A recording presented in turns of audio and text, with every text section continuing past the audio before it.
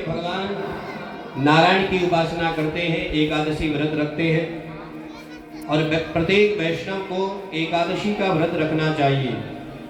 समस्त व्रतों की जननी है एकादशी और एकादशी व्रत का पारायण द्वादशी को करना चाहिए।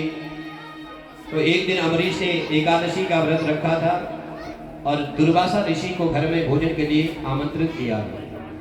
दुर्वासा ऋषि आए और आते ही कहा मैं अभी स्नान करके आता हूँ। इधर तिथि निकल रही थी।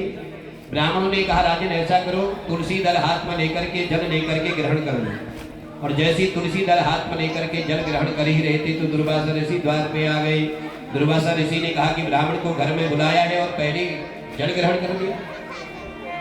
क्रोध आ गया, अपने सिर से एक जटा को उखाड़ करके जमीन पे पटका। कृत्या नाम की राक्षसी पैदा हो गई और अम्बरीश को मारने के लिए चली गई।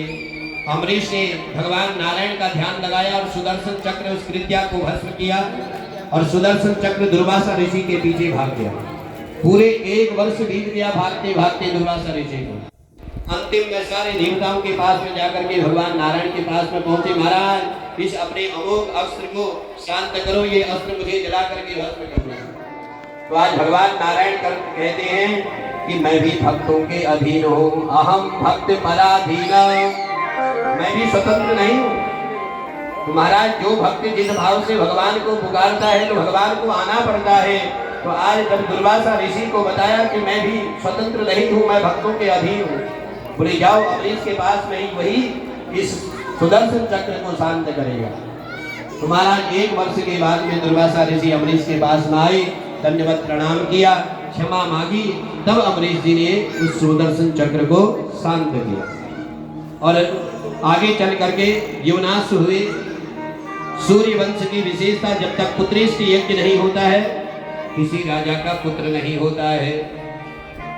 तो युवनाश ने पुत्रेष्ट यज्ञ किया। जो जल रानी को पिलाना था वो जल राजा ने पी लिया। तो युवनाश के पेट से ही मानधाता का जन्म हुआ और मानधाता के मुचकुंद हुए।